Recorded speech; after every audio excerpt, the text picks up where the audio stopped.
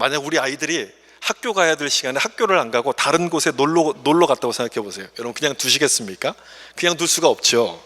시험을 좀 못 봐서 성적을 못 맞아 온 것은 뭐 그냥 이렇게 넘어갈 수 있지만, 학교를 빠지고 놀러 가는 것은 아마 이해가 안 되죠. 이건 안 되는 일이에요. 오늘 본문에 나오는 아나니아와 삽비라 사건도 여러분 그렇게 보셔야 됩니다. 거짓말하고 헌금을 떼먹어서 벌받은 그런 사건이 아니라 본질과 방향을 흐려놓는 일이기 때문에 하나님께서 간섭하신 사건, 그렇게 보셔야 됩니다. 5장 1절의 말씀 여기 보시면, 아나니아라는 사람이 그 안에 삽비라와 더불어 소유를 팔아, 이렇게 말씀합니다. 이 중에서 일부를 숨기고 전부인 것처럼 헌금을 드리고 거짓말을 하다가 죽음이라는 비극적인 결말을 맞이하게 되는 것이 오늘 본문의 내용 아닙니까? 근데 여기서 궁금한 게 하나가 있습니다. 왜 헌금을 하려고 했을까? 그 부분이에요. 그것도 그냥 일반적인 헌금이 아니라 자기 재산을 팔아서 헌금하는 이 일을 왜 헌금을 하려고 했을까 하는 그 점이 궁금해요.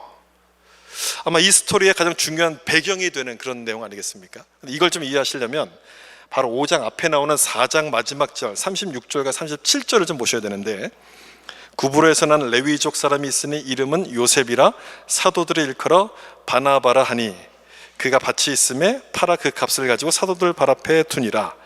바나바라는 별명을 얻었던 이 사람이 나중에는 사도 바울과 함께 선교 여행을 떠나게 되는 아주 중요한 인물이 되죠.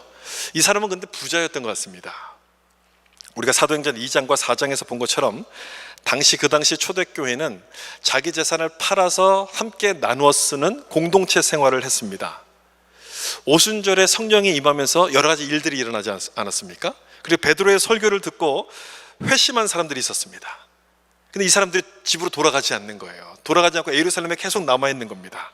그 사람들을 먹이고 재워야 되는데 비용이 들어갔겠죠. 자기 것을 아낌없이 다 내놓는다 할지라도 그것을 감당하기엔 좀 빠듯한 거예요. 계속해서 사람들이 막 늘어나니까 이 일을 감당하기가 참 이제 빠듯한 상황이었습니다. 그러던 차에 이 바나바가 땅을 팔아서 헌금을 했고, 그 헌금이 아주 요긴하게 사용이 된 거죠. 기록은 나와 있지 않지만 이 일로 바나바는 칭찬을 받았을 것이고 인정을 받았을 것이고 초대교회의 중요한 리더가 아마 됐을 겁니다.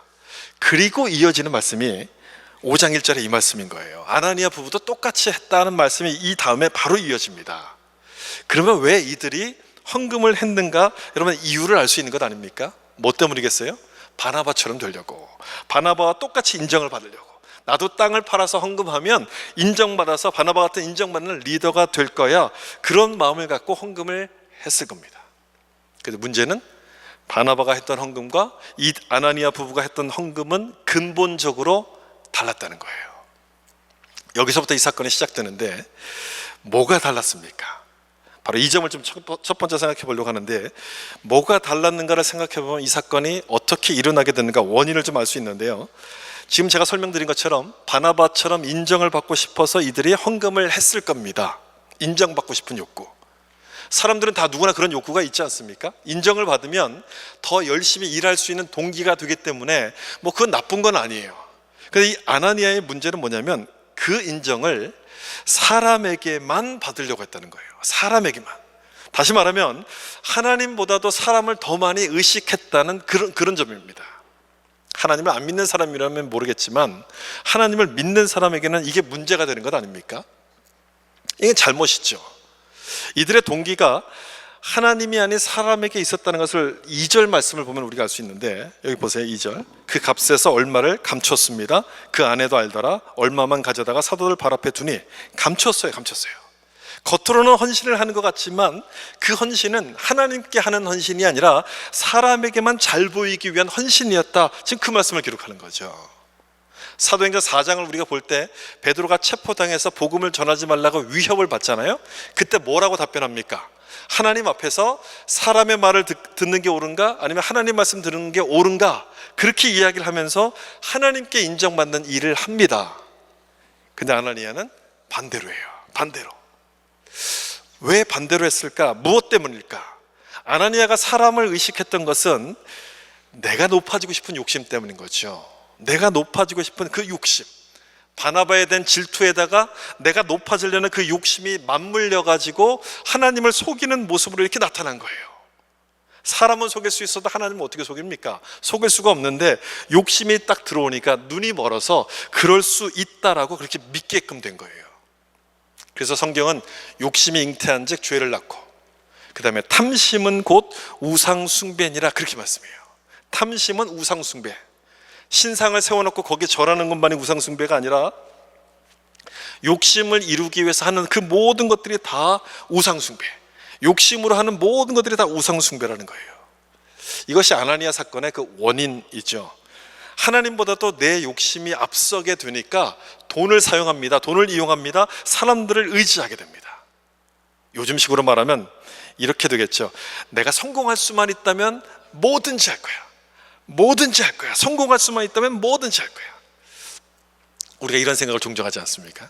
우리가 이런 생각을 한다는 것은 우리 안에도 누구와 같은 마음이 있는가? 아나니아와 같은 마음이 있다는 거죠. 민수기 11장 말씀을 보면 광야에 머물던 이스라엘 백성들이 먹을 게 없다고 불평하는 장면이 나와요. 애굽에 있을 때는 생선도 먹고 고기, 부추도 먹고 파와 마늘을 막 먹었는데 여기서는 만나만 매일 먹는다. 아, 고기가 먹고 싶다. 이렇게 불평하는 내용이 나와요. 그 불평을 잘 보면 여러분 그게 무슨 뜻이겠습니까? 그 말이 부추와 마늘을 먹을 수만 있다면 애굽으로 돌아가도 좋다, 그런 뜻인 거예요. 애굽으로 돌아가도 좋다, 더 낫다, 이런 말인 거예요. 성공할 수만 있다면 내가 뭐든지 하겠다, 그것과 똑같은 말인 거죠. 똑같은 얘기를 지금 하고 있는 거예요. 요즘 유행하는 단어 중에 영끌이라는 단어가 있잖아요. 영끌, 영혼까지 이렇게 끌어모은다, 이런 단어인데 왜 영혼까지 끌어모읍니까? 뭘 위해서? 내가 원하는 것을 하기 위해서, 얻기 위해서 영혼까지 끌어모은다는 거예요.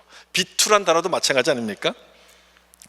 뭐 사회가 무한 경쟁 사회가 되다 보니까 또 아무것도 갖지 않은 사람들에게는, 젊은이들에게는 이럴 수밖에 없는 좀 사회의 그 어두운 면, 사회 현상을 좀 반영하는 말이기도 하지만 저는 하나님을 믿는 우리라면 그런 말을 써서는 안 된다고 생각합니다. 그런데 따라가서는 안 된다고 생각해요.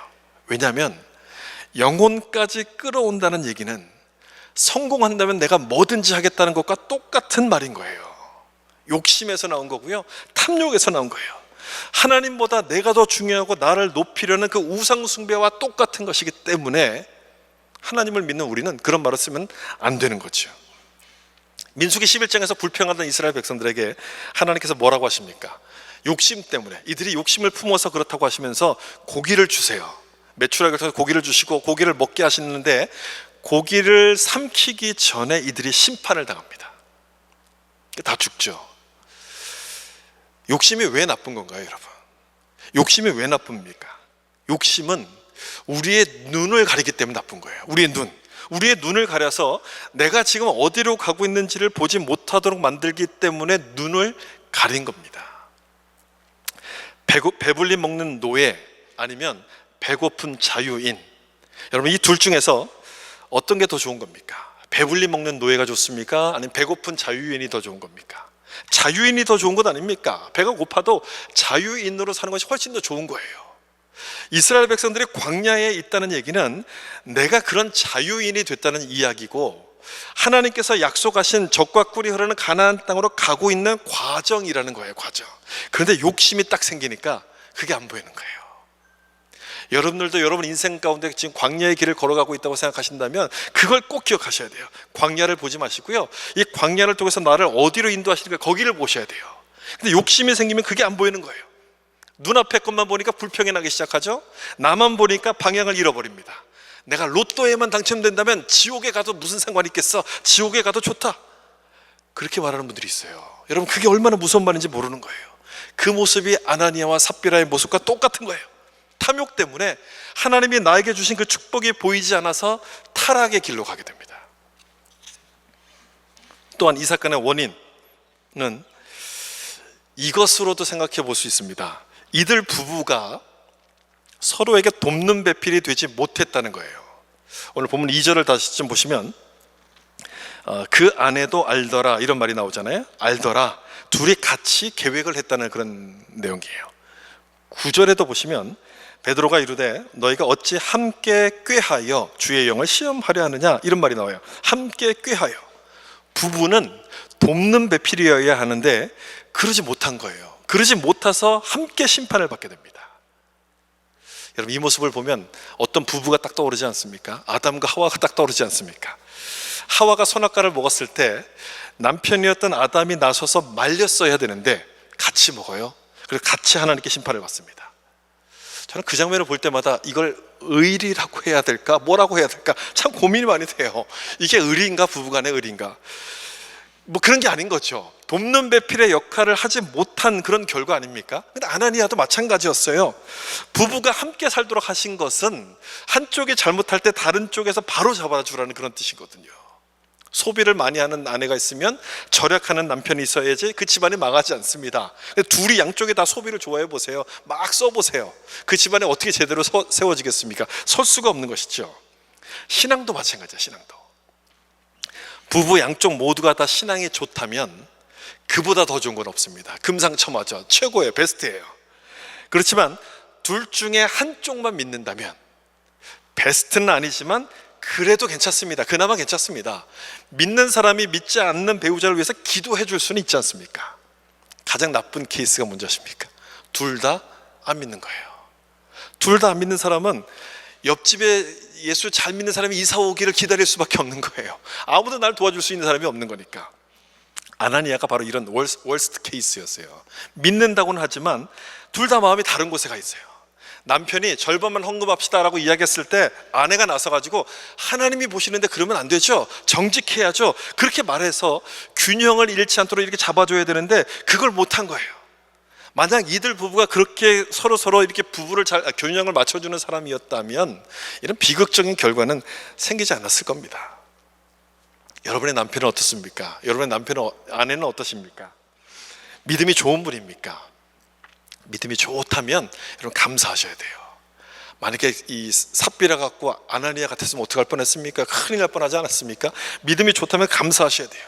그런데 혹시 그렇지 못하더라도, 내 남편이 내 아내가 또 이렇게 믿음이 좋지 못한다 할지라도 여러분 걱정할 필요는 없습니다. 걱정하시지 말고요, 내가 열심히 기도하면 돼요. 내가 여러분이 이 자리에 앉아서, 오늘같이 뜨거운 더운 여름날에 이 자리에 앉아서 예배할 수 있는 것은 그렇지 못한 배우자를 위해서 기도하라고, 인도하라고, 나를 먼저 믿음 가운데로 불러주셨다는 사실을 여러분 기억하셔야 돼요.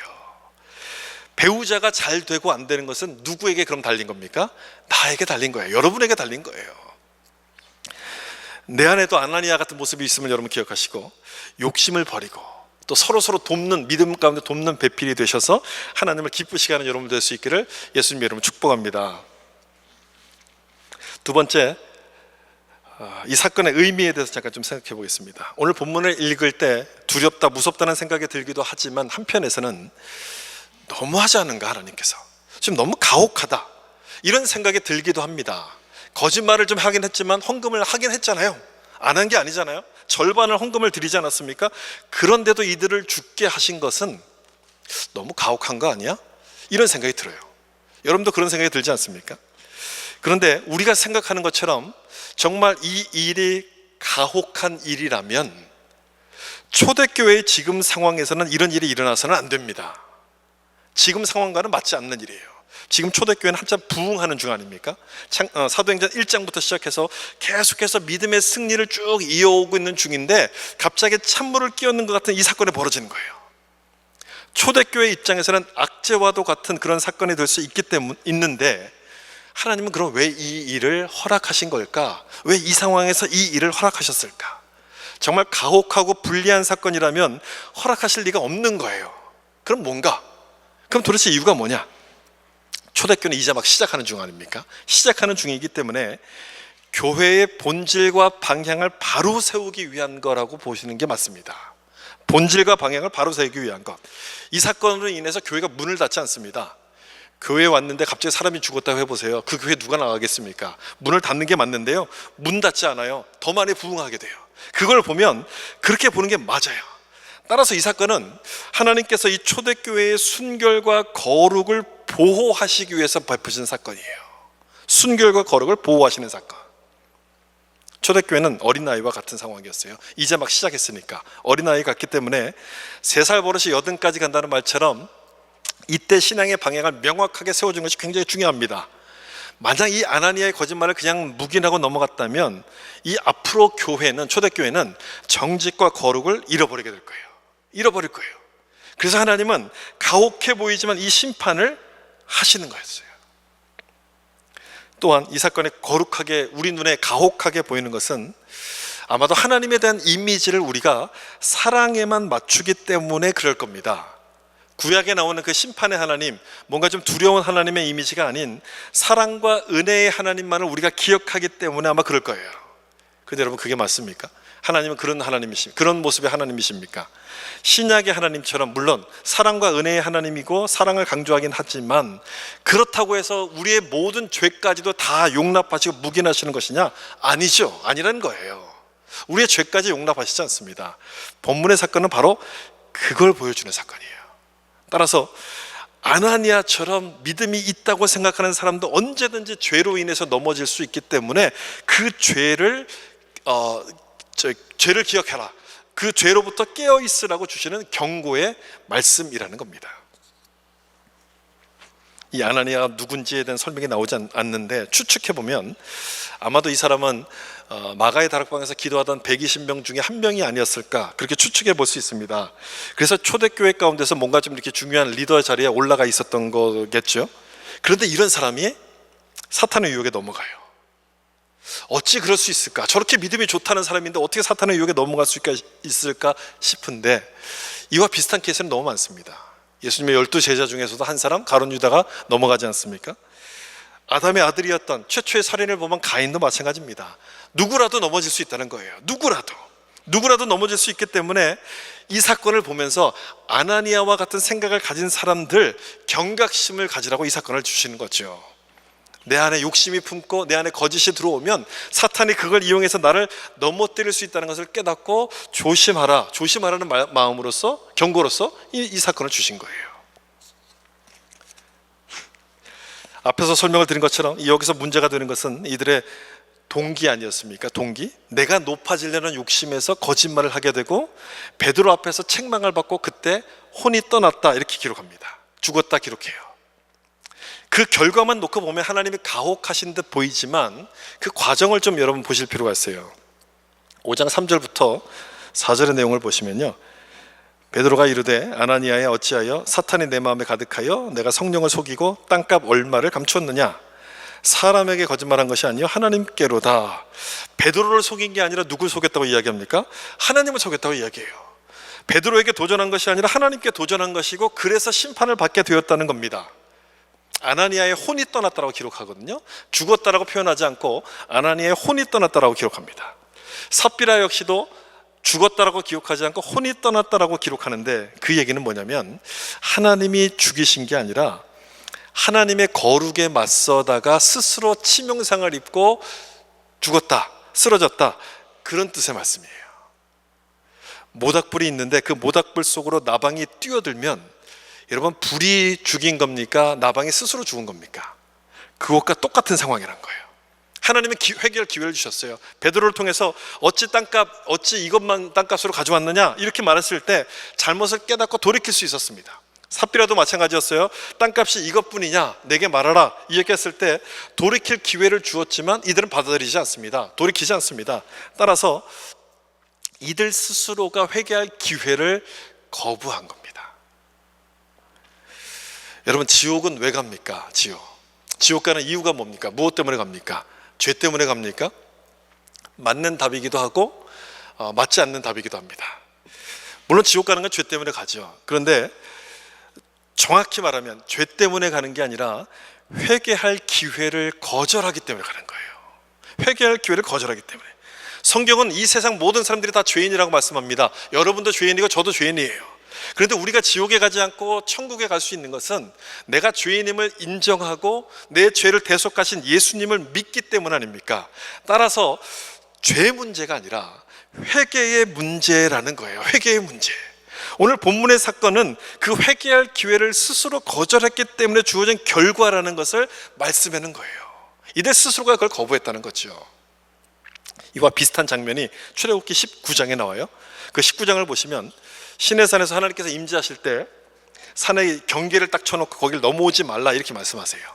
그러니까 죄 있는 인간이 하나님의 거룩하신 앞에 나오면 죽을 수밖에 없기 때문에 그걸 막기 위해서 이렇게 막으신 건데, 그 부분을 이렇게 말씀합니다.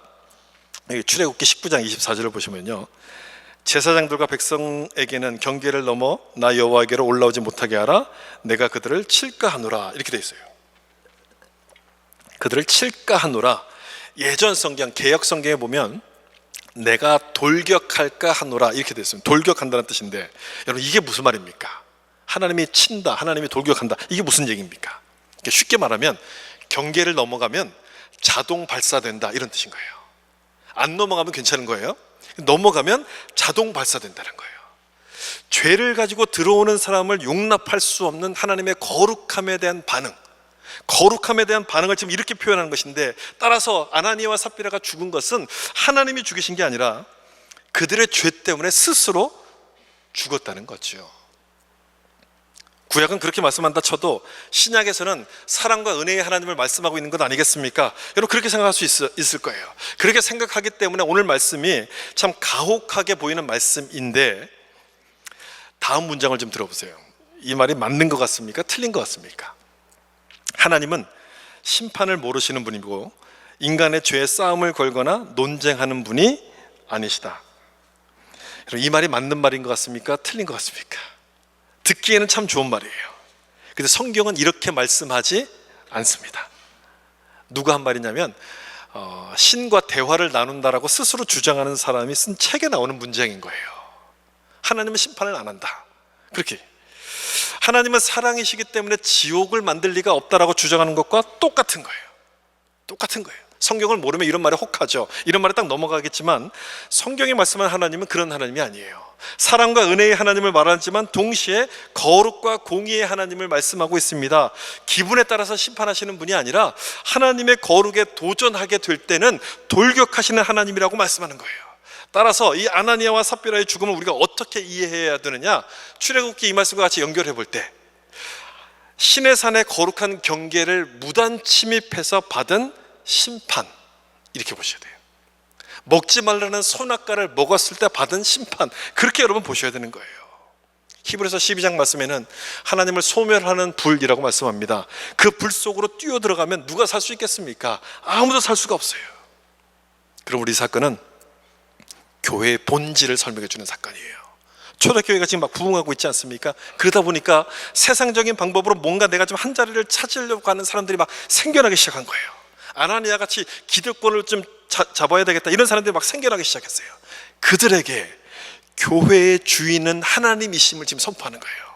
세상적인 방법으로 교회는 이루어지는 것이 아니라 하나님이 이 교회의 주인이시고 하나님은 만홀히 여김을 받지 않으신다는 것을 선포하시는 사건이에요.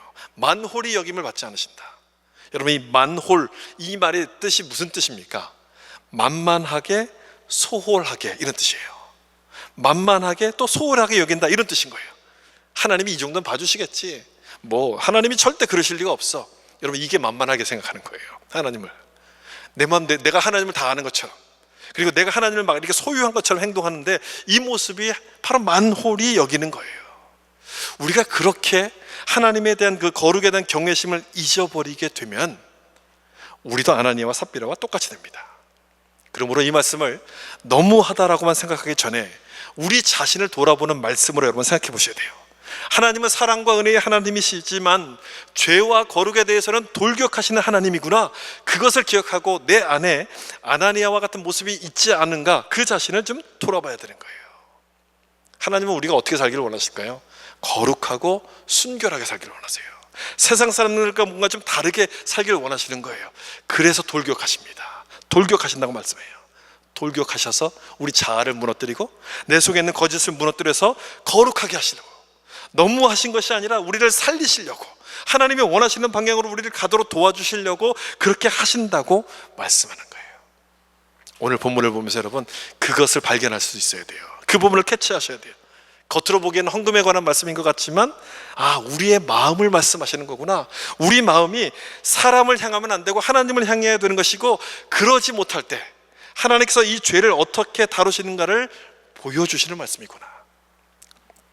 죄는 두 가지로만 해결이 됩니다. 하나는 회개하는 거고요, 또 하나는 회개하지 않는 자를 제거하는 겁니다.